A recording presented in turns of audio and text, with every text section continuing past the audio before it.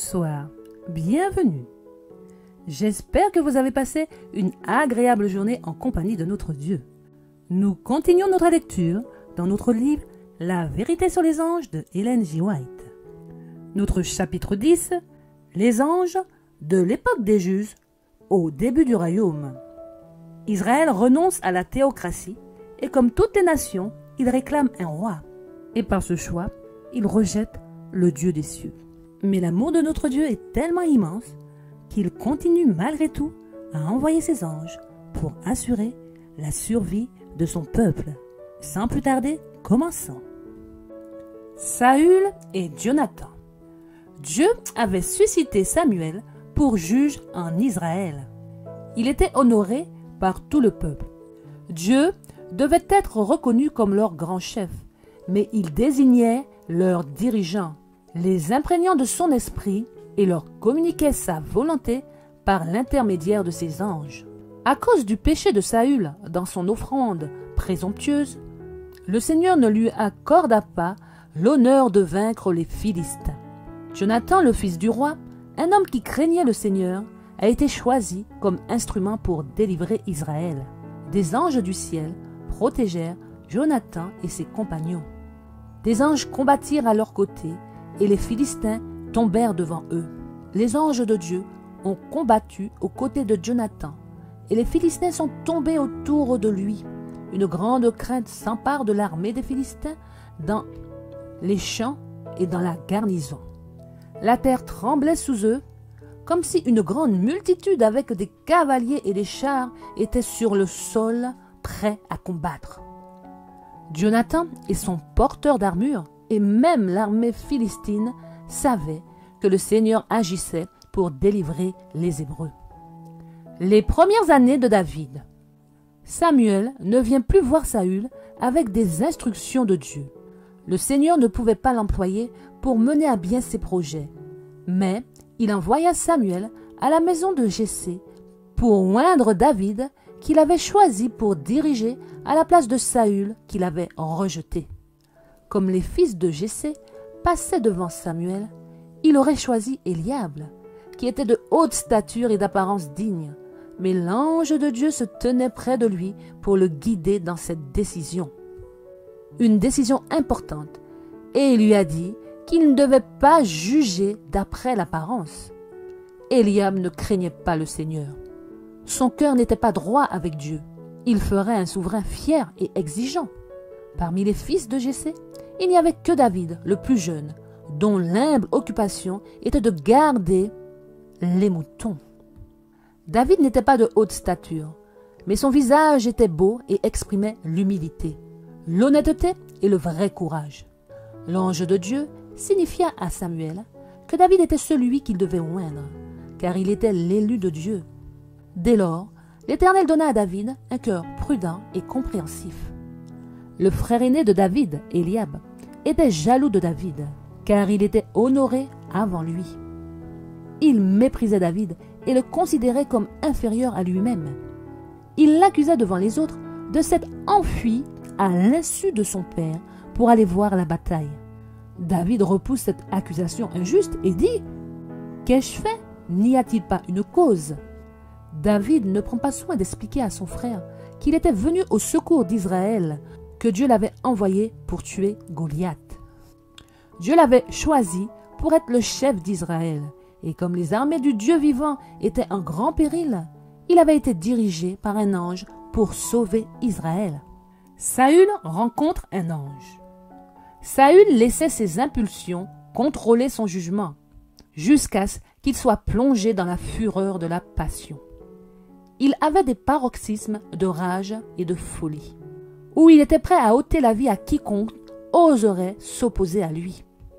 C'est le caractère irréprochable et la noble fidélité de David qui avait suscité cette colère du roi. Il considérait que la vie et la présence même de David lui jetaient un opprobre. Il arriva à Rama et il s'arrêta près d'un grand puits à Séchu. Les gens se rassemblaient pour puiser de l'eau et il s'enquit de l'endroit où se trouvaient Samuel et David. Quand on lui répondit qu'ils étaient à Naïoth, il se hâta de rejoindre cet endroit. Mais l'ange de Dieu le rencontra en chemin et le maîtrisa. L'Esprit de Dieu le tenait dans sa puissance. Et il continuait son chemin en prononçant des prières à Dieu, entrecoupées de prédications et de mélodies sacrées. Il prophétisait la venue du Messie comme rédempteur du monde. Lorsqu'il arriva à Naïoth, à Rama, il mit de côté les vêtements de dessus qui indiquaient sa position, et tout le jour et toute la nuit, il resta allongé devant Samuel et ses élèves, sous l'influence de l'Esprit divin. La séance de Saül à Endor et sa mort. La guerre est à nouveau déclarée entre Israël et les Philistins. Saül avait appris que David et sa troupe étaient avec les Philistins, et il s'attendait à ce que le fils de Jessé profite de l'occasion pour se venger des torts qu'il avait subis. Le roi était dans une grande détresse. Le lendemain, Saül doit livrer bataille aux Philistins. Les ombres d'un malheur imminent s'amoncellent autour de lui. Il aspire à être aidé et guidé, mais c'est en vain qu'il cherche conseil auprès de Dieu. L'Éternel ne lui répondit pas, ni par les songes, ni par l'Urim, ni par les prophètes. Saül dit alors à ses serviteurs, « Cherche-moi une femme qui a un esprit de divination, afin que j'aille la voir et que je la consulte. » Il fut dit au roi qu'une femme qui avait un tel esprit vivait cachée à Endor. Cette femme avait fait alliance avec Satan pour se soumettre à son contrôle et accomplir ses desseins. En retour, le prince du mal faisait des merveilles pour elle et lui révélait des choses secrètes. Se déguisant, Saül partit de nuit avec seulement 2 assistants pour chercher la retraite de la magicienne. Sous le couvert de l'obscurité, Saül et ses assistants traversèrent la plaine et, passant sans encombre l'armée philistine, ils franchirent la crête de la montagne jusqu'à la maison isolée de la magicienne d'Endor. Après avoir pratiqué ses incantations, elle dit « J'ai vu des dieux qui montaient de la terre. Un vieil homme s'avance couvert d'un manteau. » Et Saül comprit que c'était Samuel. Ce n'est pas le saint prophète de Dieu qui est apparu sous l'effet d'une incantation d'une sorcière. Samuel n'était pas présent dans ce repère d'esprit malin. Cette apparition surnaturelle n'a été produite que par le pouvoir de Satan. Les premiers mots de la femme, sous le charme de son incantation, avaient été adressés au roi. « Pourquoi m'as-tu trompé?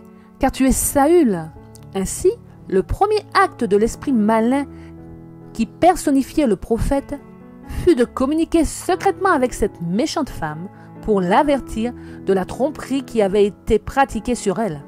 Le message adressé à Saül par le prétendu prophète était le suivant. « Pourquoi m'as-tu troublé pour me faire monter ?» Saül répondit, « Je suis dans une grande détresse, car les Philistins me font la guerre, et Dieu s'est éloigné de moi. Il ne me répond plus, ni par les prophètes, ni par des songes. C'est pourquoi je t'ai appelé, afin que tu me fasses connaître ce que je dois faire. » Du vivant de Samuel, Saül avait méprisé ses conseils et supporté ses réprimandes. Mais maintenant, à l'heure de sa détresse et de sa calamité, il sentait que les conseils du prophète étaient son seul espoir. Et pour communiquer avec l'ambassadeur du ciel, il avait vainement recours au messager de l'enfer. Saül s'était mis entièrement sous le pouvoir de Satan. Et maintenant, celui dont le seul plaisir est de causer la misère et la destruction, profita de son avantage pour causer la ruine du malheureux roi. En réponse à l'imploration angoissée de Saül, le terrible message, censé provenir des lèvres de Samuel, arriva. « Pourquoi me demandes-tu cela, puisque le Seigneur s'est éloigné de toi et qu'il est devenu ton ennemi, parce que tu n'as pas obéi à la voix de l'Éternel. L'Éternel livrera Israël avec toi entre les mains des Philistins. » Lorsque Saül a demandé à voir Samuel, le Seigneur n'a pas fait apparaître Samuel à Saül. Il n'a rien vu. Il n'a pas été permis à Satan de troubler le repos de Samuel dans la tombe et de le faire apparaître en réalité à la sorcière d'Endor. Dieu ne donne pas à Satan le pouvoir de ressusciter les morts. Mais les anges de Satan prennent la forme d'amis morts, parlent et agissent comme eux, afin que par l'intermédiaire d'amis morts, il puisse mieux poursuivre son œuvre de tromperie. Satan connaissait bien Samuel, et il savait comment le représenter devant la sorcière d'Endor et énoncer correctement le sort de Saül et de ses fils. Le récit biblique de la visite de Saül à la femme d'Endor a été une source de perplexité pour de nombreux étudiants de la Bible. Certains pensent que Samuel était effectivement présent lors de l'entretien avec Saül, mais la Bible elle-même fournit suffisamment de raisons pour une conclusion contraire. Si, comme le prétendent certains, Samuel était au ciel, il a dû y être convoqué, soit par la puissance de Dieu, soit par celle de Satan. Personne ne peut croire un seul instant que Satan ait eu le pouvoir d'appeler du ciel le saint prophète de Dieu pour honorer les incantations d'une femme abandonnée. Nous ne pouvons pas non plus conclure que Dieu l'a convoqué dans la caverne de la sorcière, car le Seigneur avait déjà refusé de communiquer avec Saül par des rêves, par l'Urim ou par les prophètes. C'étaient les moyens de communication désignés par Dieu, et il ne les a pas négligés pour délivrer le message par l'intermédiaire de l'agent de Satan. Le message lui-même est une preuve suffisante de son origine. Son objet n'était pas d'amener Saül à la repentance, mais de le pousser à la ruine, ce qui n'est pas l'œuvre de Dieu, mais de Satan. De plus, le fait que Saül ait consulté une magicienne est cité dans l'Écriture comme l'une des raisons pour lesquelles il a été rejeté par Dieu et abandonné à sa destruction. Saül mourut à cause de la transgression qu'il avait commise contre l'Éternel, contre la parole de l'Éternel qu'il n'avait pas gardée, et aussi pour avoir demandé conseil à quelqu'un qui avait un esprit de divination, afin de l'interroger. Et il n'interrogea pas l'Éternel. C'est pourquoi il le fit mourir et remit le royaume à David, fils de Jessé. Amen. Ainsi s'achève notre chapitre. Je n'ai plus qu'à vous souhaiter une excellente nuit sous l'égide de notre Dieu. Pensez à prier, réclamer les anges afin de vous sentir protégés. Que Dieu vous garde et vous bénisse. À très bientôt si Dieu veut. N'oubliez pas de liker, de vous abonner. Soyez bénis.